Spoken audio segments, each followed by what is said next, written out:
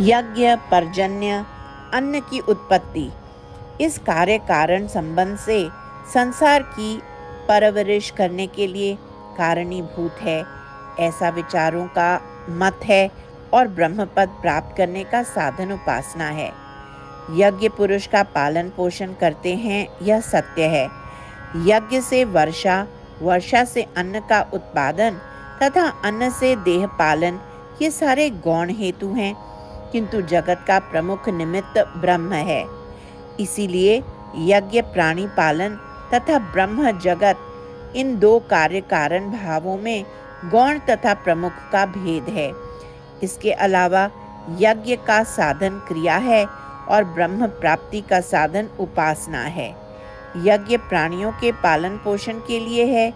यज्ञ का कार्य पर्जन्य, उसके अन्न की प्राप्ति तथा यज्ञ के निमित्त यज्ञ करने वाला यजमान, उनकी विहित क्रियाएं, मंत्र, तंत्र, देवता आदि हैं।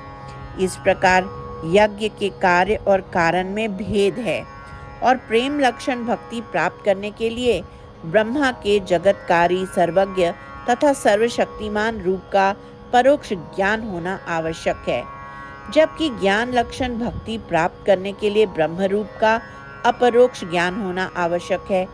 जिस प्रकार बीज के गर्भ में फल होता है, उसी प्रकार क्षर अर्थात फल स्वरूप स्थूल जगत अक्षर के पेट में अर्थात बीज रूप माया के पेट में है। क्षर अक्षर के आदि और अंत के समय उपस्थित श्री हरि को जो जानता है, वह संसार में धन्य है। श्री हरि का ज्ञान हुए बिना बंधन निवृत्ति के लिए जो भी प्रयत्न किया जाएगा, वह निष्फल सिद्ध होगा। इसलिए हरि का ज्ञान संपादन करें। ज्ञान की राह पर शुरू से अंत तक कैसे चला जाए, इसका ज्ञान रखने वाला साधक बिरला ही है।